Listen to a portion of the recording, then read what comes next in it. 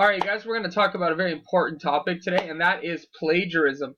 Plagiarism in the schools, secondary education, high schools especially. From freshmen all the way to seniors, it's a big issue. For us, especially seniors, because they're about to enter college, in which case they can get themselves into some big trouble. Now, under plagiarism, this subsection is of footnote citations. You may have never heard of them, but they're a really cool way to cite your work and avoid plagiarism. Alright, like I always say, you want to go to Yale, you want to go to jail. The only difference is footnotes sometimes when we're writing essays. So plagiarism is a big issue in the schools. If you don't cite, you know you'll get in a lot of trouble. And remember, you can quote a lot as long as you cite too. So it's okay to have many quotations in there, but you need to have many citations as well. Alright, plagiarism, what is it? We hear it all the time. So, students saying, oh, I didn't know that was plagiarism. What do you mean I couldn't do that? I thought this was acceptable. I thought I could take 10% or 40%. So, plagiarism is any time you use someone else's work, and you do it without proper citations.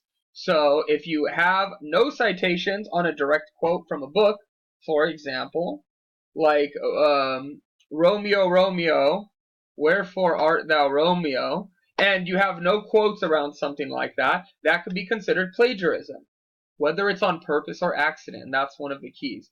So you cannot say, oh, well, I didn't know, therefore it counts. No, it doesn't work like that. So if you have citations around the quote, it's good, it's a strong writing skill. You put citations, you quote it, and then you put citations around it, citation marks. That is okay. Remember, every quote gets a footnote.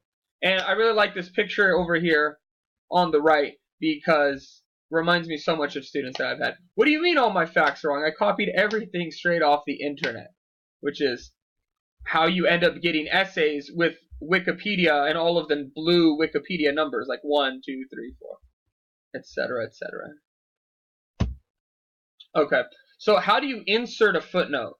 On a PC. On a Mac, it's slightly different, so we're going to show you on how a PC. So the essay that uses footnotes after a quote or a summary of some important fact or detail, maybe.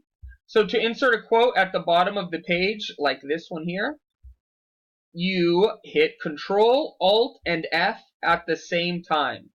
So Control, Alt, and the letter F. Yeah, that's how you'll do that one. If you need to add the author, the source title, and page number in the footnote. If you quote more than once, you can shorten this up to just author, the book, maybe the page. So the image on the right is an essay with footnote citations. So this number 1 right here, this number 1 right here indicates a footnote, and it corresponds with this footnote here, which here is the author. Here is the title of the work, the page number, and the year. So, the issue number, the page number, and the year.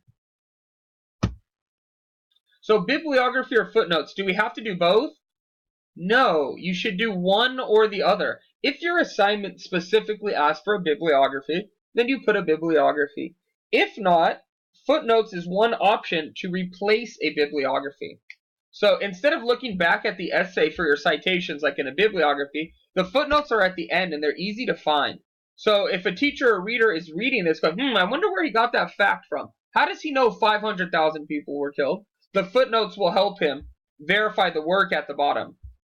And they're cited slightly differently, but it's the same type of information. Alright, here is a sample. The triangles here show where the footnote goes. Here was a direct quote. Here's the triangle that corresponds with footnote 6. Here's where the information came from. Sample 7 right here is not a quote, but it's still important information taken from some other source. And here is that source right here.